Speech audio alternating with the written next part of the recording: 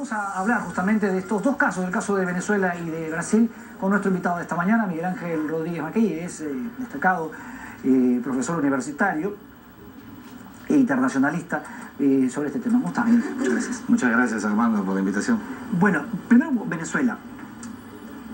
Pareciera que al final le ha servido, como decía, a Maduro para sacar mayores poderes de su Congreso.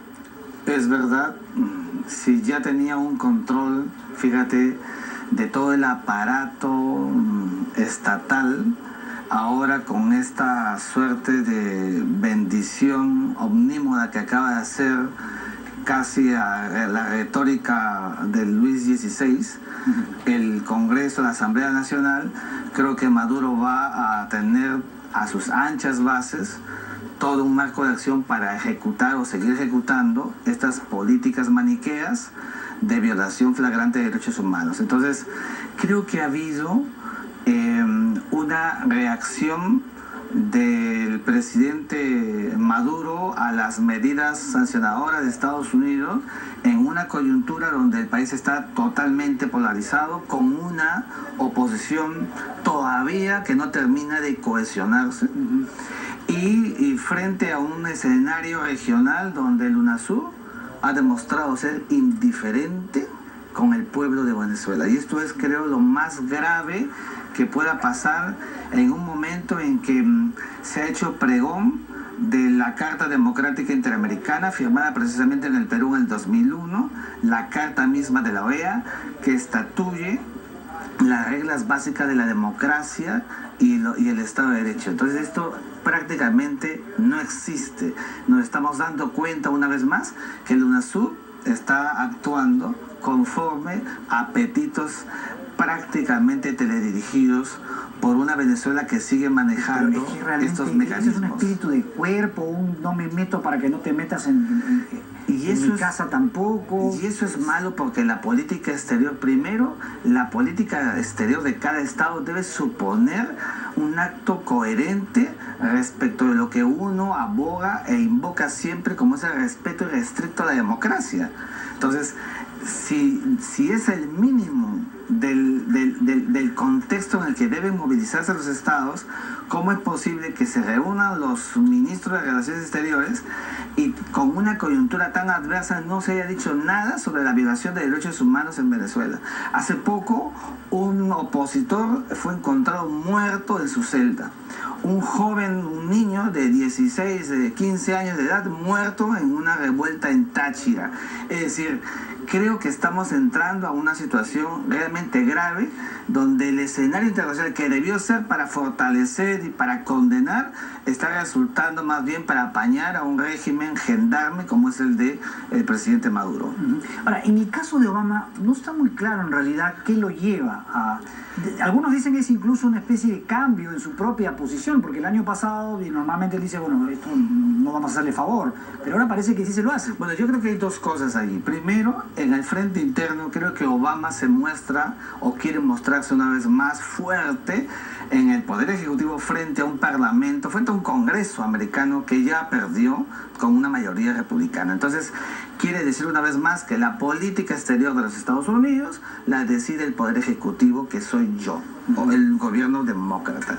Y en segundo lugar, creo que lo que busca Obama en esta circunstancia es quitarle piso a una Venezuela que tenía un aliado histórico, que es el caso de Cuba, y con otros países más, aprovechando el circuito de la situación internacional en el tema del petróleo, la caída del precio del barril de petróleo, el colapso económico, con una sanción de esta naturaleza e seguir impactándolo para que coadyuve a que en el frente interno esta oposición, que ya te digo que le falta la cohesión que se necesita, pueda finalmente en las urnas, porque no va a haber otra manera, Armando, de cómo sacar al presidente Maduro. Tendrá que ser en las urnas y con una observación internacional de primera, donde la propia gente que votó por... ¿Qué cosa significa de primera? Porque recuerda cuando el canciller Roncalliolo dijo algo sobre que UNASUR iba a ver lo de Venezuela, al final lo votaron. Bueno, evidentemente desde afuera es bastante complejo y difícil que eso suceda,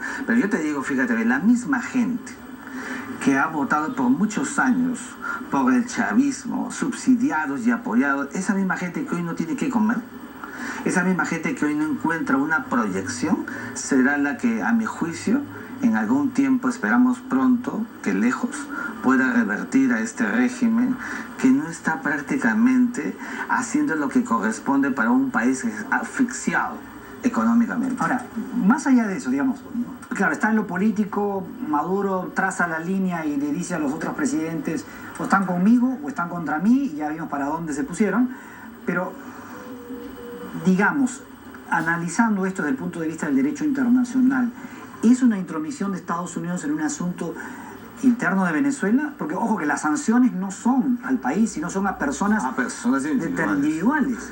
Si yo, ¿Hay intromisión o no? Yo no veo la intromisión, porque fíjate, cuando se salta el principio, ¿no es cierto?, de no injerencia en los asuntos internos, se impacta directamente contra el Poder Ejecutivo y las instituciones tutelares y genera, ¿no es cierto?, con ese impacto una situación que cambia cualitativa y cuantitativamente el modus operandi jurídico del Estado. Y eso no ha cambiado, al contrario. Hemos visto que el presidente Maduro acaba de recibir más señales de superpoderes y ha sacado a las calles, fíjate, tanques, milicias y el ejército, cuando queriendo hacerle pensar a la gente que Estados Unidos va a invadir Venezuela, cosa pues absolutamente inimaginable. Lo que pasa es que hay un mecanismo que tiene el autócrata, el dictador, que es manipulación colectiva efectiva, que es lo que está haciendo en estos momentos Nicolás Maduro.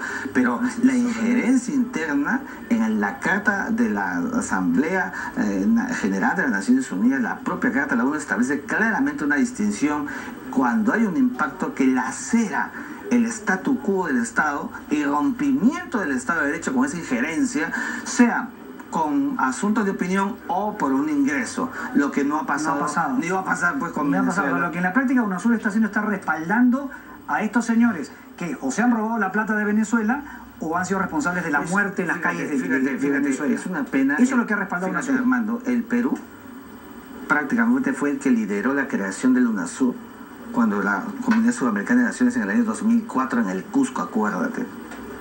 Lideramos una visión ontológica del UNASUR hacia todos los países para buscar mecanismos de convergencia. Hoy el UNASUR está desdibujado, desnaturalizado y apaña, lo cual es grave porque las políticas exteriores nunca jamás, como decía Carlos García Bedoya, pueden terminar ideologizadas. Ese es el gran problema del UNASUR. Tenemos el caso de Brasil. La presidenta Rousseff está enfrentando ahora esta manifestación bastante grande. ¿Qué puede pasar en Brasil?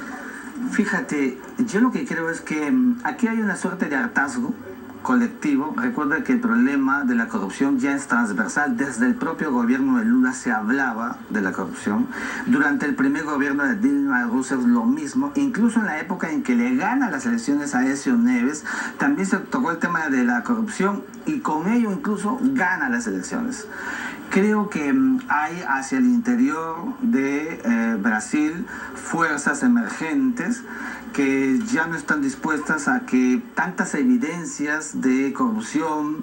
En estos momentos hay una lista de 50 funcionarios del gobierno, ¿no es cierto?, del Partido de los Trabajadores, involucrados directamente o indirectamente en asuntos de esta naturaleza, lo que está llevando a que la gente salga a las calles y que hay que tener mucho cuidado.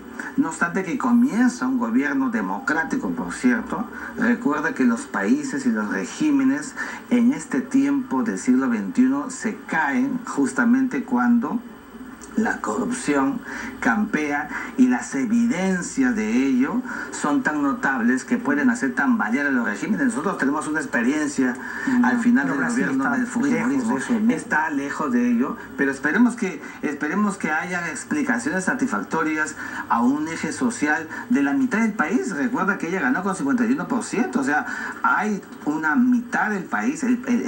Brasil está polarizado y eso lo lleva a este mecanismo de acción inmediata con movilizaciones, como te digo, de sectores que hay hacia adentro de Brasil. Miguel Ángel, muchas gracias por estar con nosotros. A ti, muchas gracias. Miguel Ángel Rodríguez Mackey con nosotros, justamente comentando esta situación que se registra entre Venezuela y en Brasil. Bueno,